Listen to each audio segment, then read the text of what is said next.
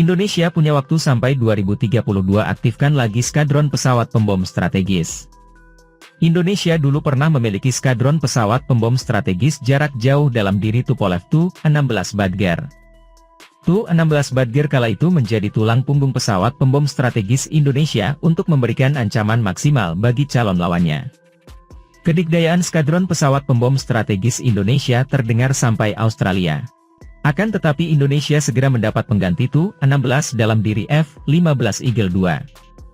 Memang ada perbedaan jenis keduanya antara pesawat pembom dan jet tempur secara kasat mata pun ukuran Tu-16 lebih besar dari F-15 Eagle II.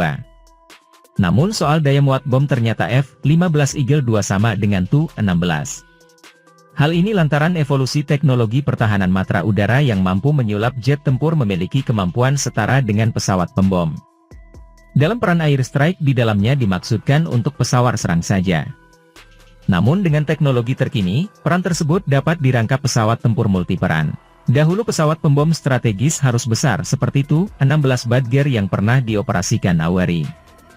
Saat ini dengan performa yang hampir sama atau lebih baik, peran pembom strategis dapat dilakukan oleh pesawat yang lebih kecil seperti terlihat pada gambar berikut ini yang membandingkan performa F-15 Eagle II dengan Tu-16 Badger, jelas Marsikal TNI Purnawirawan Fajar Prasetyo dalam bukunya Plan Bobcat. Untuk inilah peran pesawat pembom strategis amat penting bagi Indonesia. Sebab dengan muatan bom banyak ia bisa terbang ke sasaran secara cepat dan menjatuhkan malapetaka bagi musuh di sana. Negara-negara besar seperti Cina, Rusia, AS dan Inggris masih memiliki pesawat pembom. AS dengan trio B-2 Spirit, B-52 dan B-1B Lancer masih jadi paling yang teratas. Rusia dengan Tu-22 Bakfire, Tu-160 Blackjack dan tentunya Siga Tu-95 Bear. Cina urutan ketiga dengan Xianha, 6 dengan keunggulan jumlah lebih dari 231 lebih unit pesawat bomber itu operasional.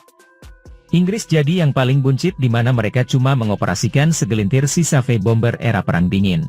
RAF Inggris sadar mereka membutuhkan lagi pesawat bomber baru di mana mereka lebih memilih membangun pesawat tempur multiperan by Tempest untuk mengisi kekosongan ini.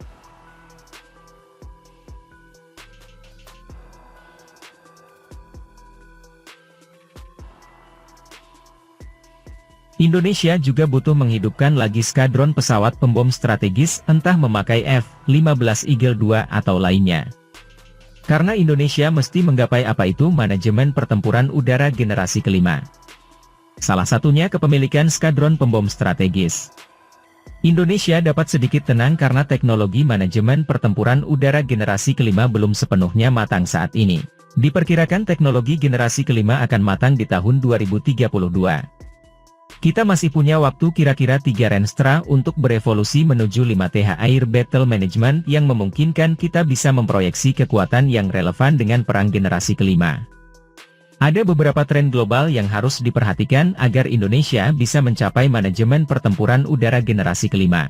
Beberapa tren tersebut ialah Defensive Budget, Evolutions and Distributions of Jet Fighter, Strategic Bombers, Unmanned Aerial Vehicles, Anti-Submarine Warfare Aircrafts, dan Aircraft Industrial Consolidation, jelas Gubernur Lemhanas RI Andi Wijayanto pada 30 Maret 2022. Kini harapan ada pada F-15 Eagle II untuk mengaktifkan lagi skadron pembom strategis jarak jauh.